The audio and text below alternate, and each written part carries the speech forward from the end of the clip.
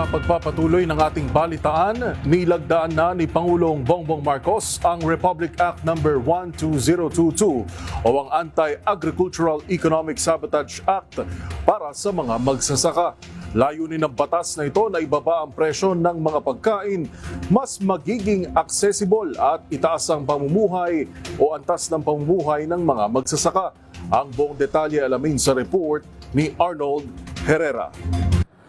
Papatawan ng parusang habang buhay na pagkakakulong at 5 beses na mas mataas na multa ang mga mapatutunayang gagawa ng krimeng economic sabotage. Ito'y matapos pirmahan ni Pangulong Bongbong Marcos ang Republic Act No. 12022 o ang Anti-Agricultural Economic Sabotage Act na naglalayong ibaba ang presyo ng mga pagkain, gawin itong mas accessible at iangat ang kita ng mga magsasaka. Ipinunto rin ito na mula pa lang nitong Enero ay umabot na sa higit 3 bilyong piso ang halaga na nawala sa gobyerno ng dahil sa smuggling.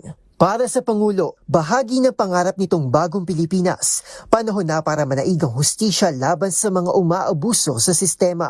Today, we come together not merely to protect but to uplift the very hands that cultivate our fields and that fish our waters, as we embark on the pivotal journey of enacting the Anti-Agricultural Economic Sabotage Act. Let me be clear. This law does not just target the masterminds.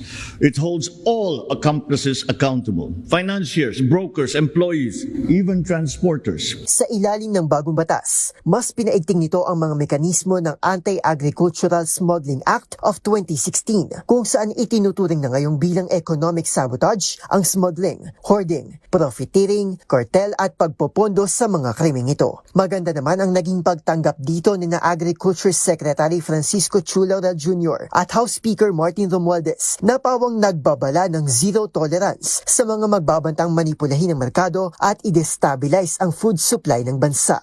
Naniniwala naman ang mga mambabatas na ang pagpirma ni PBBM sa naturang batas ay sumasalamin sa hindi matatawarang commitment nito para pangalagaan ang food security ng bansa.